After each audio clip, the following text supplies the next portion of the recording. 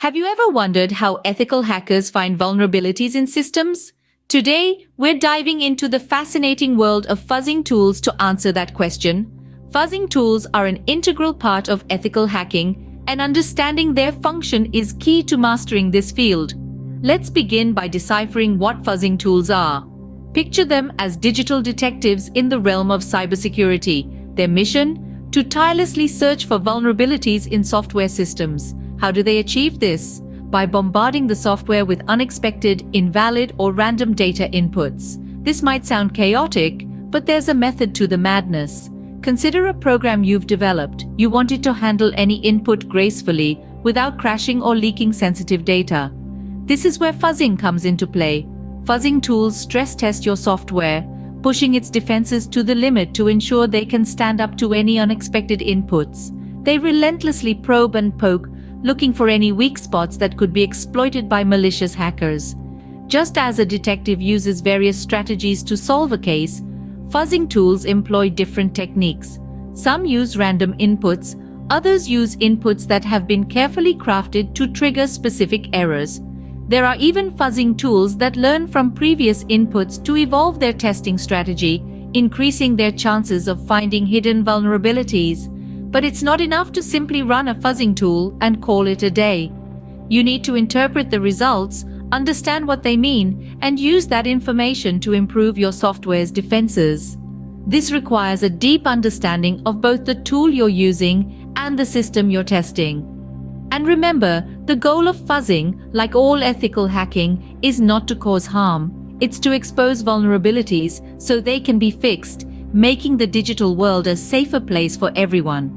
So whether you're an aspiring ethical hacker or a seasoned cybersecurity professional, understanding and utilizing fuzzing tools is an essential skill to have in your toolkit. Fuzzing tools are the digital detectives of cybersecurity, tirelessly searching for vulnerabilities. As we delve deeper into this topic, you'll gain a newfound appreciation for these powerful tools and the critical role they play in securing our digital world. So why is fuzzing so crucial in ethical hacking?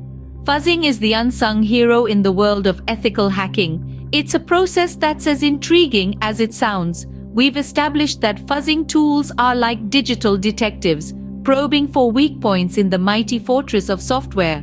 But you might be asking, why is that so important? Well, imagine you're an architect and you've just designed a magnificent skyscraper. It's a marvel of engineering, but will it withstand the force of a hurricane or an earthquake? To answer that question, you would stress test the structure, simulating extreme conditions to ensure its stability. That's precisely what fuzzing does in the realm of software. Fuzzing tools bombard software with a barrage of unexpected, invalid, or random data inputs. This rigorous testing helps ensure that the software can handle any input without crashing or revealing sensitive information. It's an essential step in the development process because it helps identify vulnerabilities that could be exploited by cyber criminals. Moreover, fuzzing is not just about finding faults, it's about improving software resilience. By identifying these vulnerabilities, developers can patch them, bolstering the software's defenses against future attacks. In this way, fuzzing plays a critical role in enhancing software security and reliability. Now let's add an ethical hacking perspective to this. In the world of ethical hacking, fuzzing tools are revered for their ability to uncover hidden vulnerabilities. These vulnerabilities could be the weak links that allow malicious hackers to infiltrate systems, steal data, or cause havoc. By identifying these weak points ahead of time, ethical hackers can help secure software and systems, making our digital world a safer place. So you see, fuzzing is not just a tool, it's a guardian of the digital realm, tirelessly working to keep our software robust and secure. From development to deployment and everywhere in between, fuzzing is there, stress testing our software's defenses. Fuzzing is about stress testing your software's defenses. Now that we understand what fuzzing is and why it's important, how do we go about using a fuzzing tool?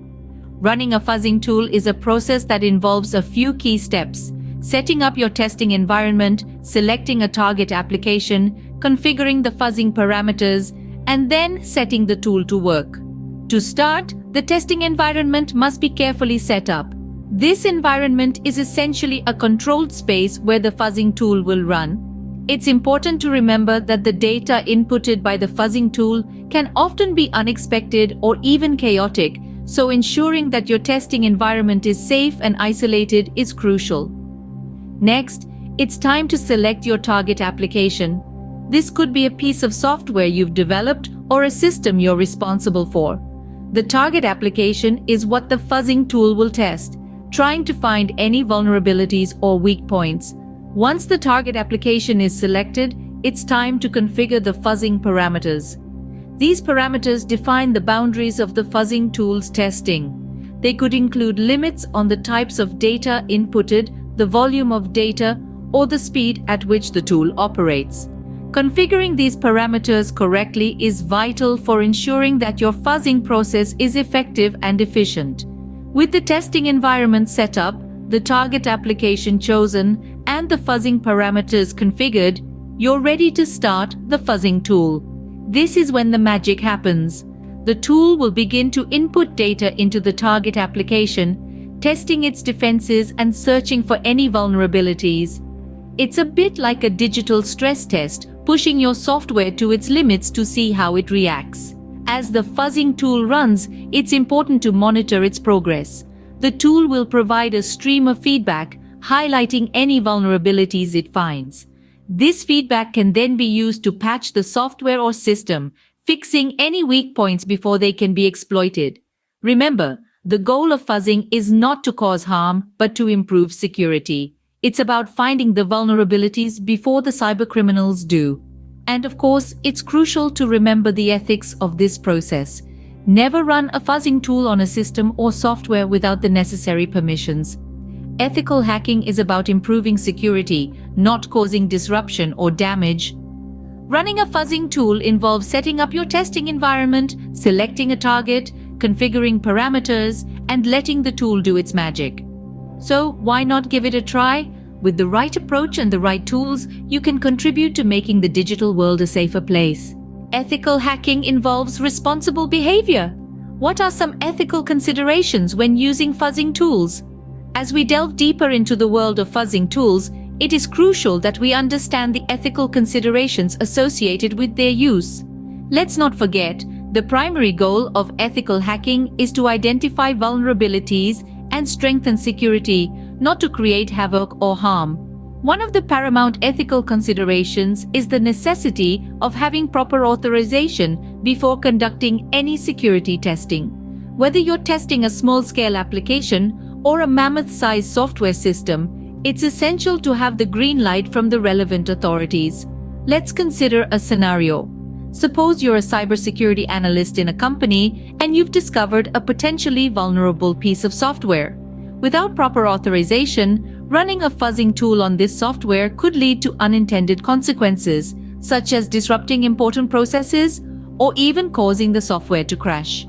This is why permission is not just an ethical requirement, but a practical one. However, obtaining proper authorization is not just about getting a nod from your boss. It involves understanding the scope of the testing, setting boundaries, and ensuring that all stakeholders are aware of the potential risks and implications. It's about maintaining transparency and fostering trust.